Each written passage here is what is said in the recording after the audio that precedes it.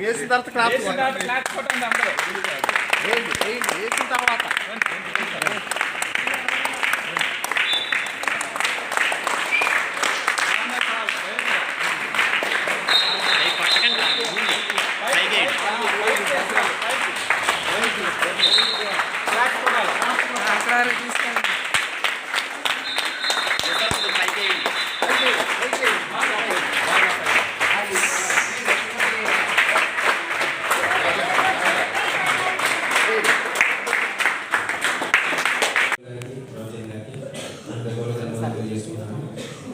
ఈరోజు జరగబోయే ఈ కరాటే రికార్డ్స్ మరి పిల్లల్ని ఎంత ఒక రేంజ్లో నిలబెట్టాలని ప్రతి ఒక్క విద్యార్థి చదువుకోవడం అనేది అందరికీ తెలిసిన విధి. నా పిల్లలు బాగా చదువుకుంటే చాలు, ఏదో రకంగా వాడి కాళ్ళ మీద వాడు నిలబెడితే చాలే అనుకునే తల్లిదండ్రులు ఎంతమంది ఉన్నారు. Good morning to all. Good morning to all. Good morning. మీరు కంఫర్టబుల్ గా ఉన్నారా? పిల్లలు గంట పై నుంచి కూర్చున్నారు. ఒకసారి లేచి నుంచుంటారా? మళ్ళీ ఒకసారి లేచి నుంచోండి, కంఫర్టబుల్ గా ఉంటుంది.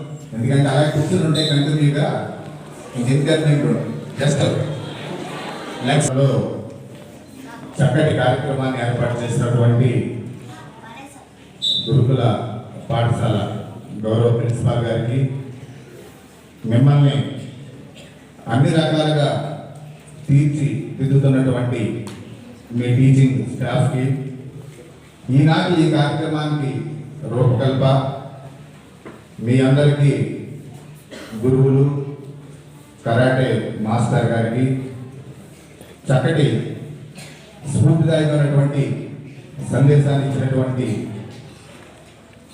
స్కూల్ చైర్మన్ గారికి, ఎక్స్ చైర్మన్ గారికి, వేదిక మీద ఉన్నటువంటి పెద్దలకి, అదేవిధంగా ఈ కార్యక్రమానికి హాజరైనటువంటి ఈ కార్యక్రమానికి అందరూ తమ వంతు కృషిగా పనిచేస్తున్నటువంటి అందరికీ నా హృదయపూర్వక నమస్కారాలు తాడేపల్లిగూడెం పోలీస్ తరఫున, వెస్ట్ గోదావరి పోలీస్ తరఫున తెలియజేస్తున్నాను. ప్రియమైన విద్యార్థులందరికీ కూడా నా శుభాశీస్సులు తెలియజేస్తున్నాను. నేను మాట్లాడుతున్నాను, నేను కనిపిస్తున్నాను మీకు? నా వెనకాల ఎవరు కూర్చున్నారు? వాళ్ళు కనిపిస్తున్నారా? కనిపిస్తున్నారా? లేదు, కనిపించకూడదు. వెనకాల పోస్టర్ చూసారా? పోస్టర్ మీద ఇద్దరు నుంచున్నారు. ఎవరు ట్విన్సా? ఒకళ్ళ? గట్టిగా చెప్పాలి. మీకు ఎవరు కనిపించాలి? ఎవరు కనిపించాలి? మీ ఆశయం ఏంటి? చెప్పాలి గట్టిగా. మీ ఆశయం ఏంటి? మీ ఆలోచన ఏంటి? మీరు జీవితంలో మీ లక్ష్య సాధనకి మీరు ఎవరిని గురువుగా స్వీకరించాలి? Yes yes yes. ఇంకా గట్టిగా చెప్పాలి. మీకు ఆ ప్రశ్న మహాభారతంలో ఐడియా ఉందా?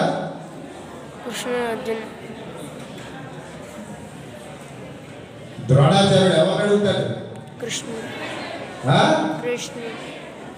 ఎవరిని అడుగుతాడు? కృష్ణుడిని. నీకు చెట్టు కనపడుతుందా? చెట్టు మీద కొమ్మ కనపడుతుందా?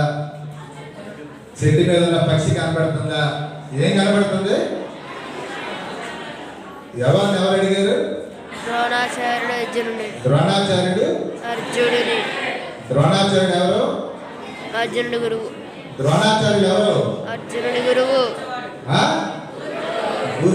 గురువు శిష్యుని ఏమడిగాడు? పెద్ద చెట్టు ఉంది అక్కడ, చెట్టు కనపడుతుందా అంటే చెట్టు కనపడలేదు అన్నాడు. పెద్ద పెద్ద కొమ్మలు ఉన్నాయి, కొమ్మలు కూడా కనపడతలే. ఆ చెట్టు మీద ఒక పక్షి ఉంది, ఆ పక్షి కూడా కనపడతలేదు. కానీ గురువు ఆలోచన అంతా శిశువు లక్ష్యం వైపే కనపడుతుంది. తను ఏం మాట్లాడినా, ఏ పని చేసినా శిష్యులకి అందరికీ కూడా దాని విలువ అనేది పెరుగుతుంది. ఆ విలువ చిరకాలం కూడా నిలుస్తుంది. అంటే మిమ్మల్ని ఒక శిల్పిలాగా చెక్కడానికి సార్ సంకల్పించుకున్నప్పుడు మీరు అది టార్చర్ కింద అనుకోకూడదు. మమ్మల్ని ఎందుకు టార్చర్ అనుకోకుండా ఆ దెబ్బలు తట్టుకుని మీరు కష్టపడి చక్కగా చదివినప్పుడు మాత్రమే మీరు కూడా ప్రతి ఒక్కరు కూడా జీవితంలో ఉత్తమ స్థాయికి ఎదగలుగుతారు. సో ప్రతి ఒక్కరు కూడా మీరు మీ దృష్టిలో నేను ఎదగాలి, నేను కష్టపడాలి, నేను చదువుకోవాలి, నా ద్వారానే నా కుటుంబం బాగుపడాలి. ఇంకోటి ఏంటంటే ఇప్పుడున్న పిల్లలందరూ కూడా పేద విద్యార్థులు, అందరూ డబ్బున్న వాళ్ళకి కాదు, కొంతమంది వచ్చి లేకపోవచ్చు. పేదరిక నిర్మూలన అనేది ఎవరి ద్వారా వచ్చేది కాదు, మీ ద్వారానే నీ కుటుంబానికి మొదలవ్వాలి. మీ తల్లిదండ్రులు పేదవాళ్ళు అయ్యవచ్చు, వాళ్ళకి అక్షరం రాకపోవచ్చు, కానీ మీకు అక్షరం నేర్పించి నీ తల్లిదండ్రులని ఒక గొప్ప స్థాయిలో నిలబెట్టాలంటే అది మీ వల్లే సాధ్యం అవుతుంది. రైట్? అలా చేయాలంటే మీరు ఏం చేయాలి? చక్కగా చదువుకోవాలి. చదువే మీ జీవితాన్ని మార్చేది, చదువే మిమ్మల్ని ఒక స్థాయిలో నిలబెట్టేది, చదువే మీ కుటుంబం